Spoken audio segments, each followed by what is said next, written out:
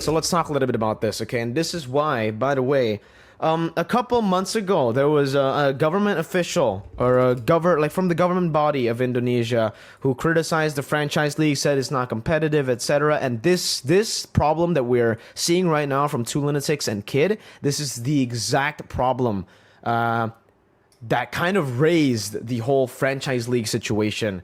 Why franchise leagues are a thing.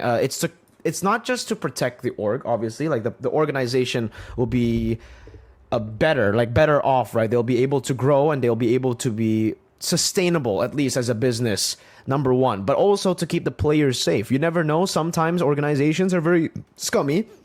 And I think this is a very good example of that. Though again, we don't know which story is true.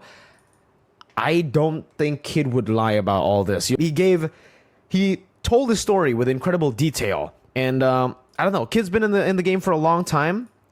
I think I'm trusting him a bit more, man. I think the things that he's saying here is just baffling. Because if it was me, I'd probably do the same thing. I'd probably just run back to Indo if I was flown out to Malaysia, was told to pay for everything, didn't have any money left, and I was getting threatened by the owner that I would get sued for what?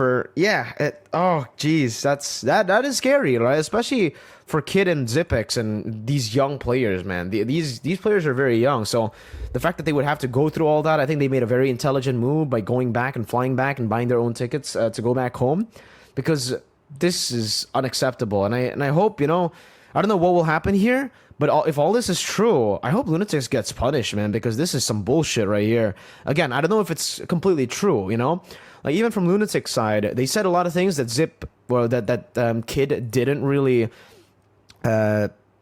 talk about. Well, he did give his side of the story, but there was a lot of things like, not wanting to go back, etc. after the team already offered payment and stuff. I don't know if that's true from Lunatix or again if it's made up. But yeah, this is exactly what the franchise league protects players from. With a franchise league, there's a lot of regulations in place. For example, I think there's a certain requirement for gaming houses, for how it's operated, for a team manager, and for just the team to have solid management to guide the players and to give them an easy road. Their job should just be play the game, and the manager should take care of everything else: visa, passports, etc. And I think again, MPL Malaysia is not a franchise league, so they don't have these regulations, and they cannot really force teams like this to do that, because again, most organizations in Malaysia are not sustainable, or maybe not sustainable. I don't think that's the word, but they are not fully developed. Yeah, I think they're not fully developed. Like, these organizations are still very new, they're still very young, and they still have a lot to learn. And I think because of that, they were just not prepared to import players. And now, after reading this story, now there's just, I think for most of you guys, there's just newfound respect for the Indonesian organizations and all of them not having any drama except for Delar. But, I think in payment-wise, I don't think Delar has any drama, right? Like, Kyrie, Beloy, Delar, Marky, all of them, there's no drama of them not getting paid. There's no drama of them not having money. There's no drama of them having like a disgusting gaming house.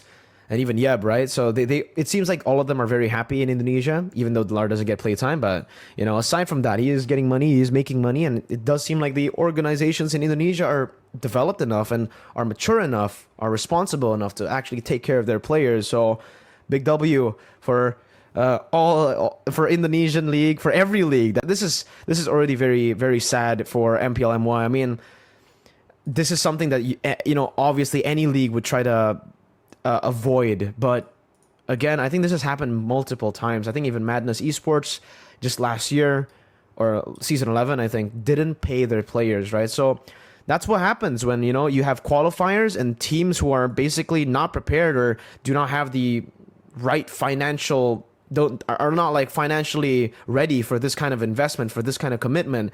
When they qualify to MPL, they're still not ready, and you see the impact, you see the effects of it. That's why it's so hard to get an MPL slot in a franchise league, because they go through everything. It's not just you pay for the slot. They will look through everything. This is crazy, right? I mean, what do you guys think? Do you think Lunatix is in the wrong, or do you think Kid is in the wrong? Kid, Zippx, and DJ. Let me know what you think.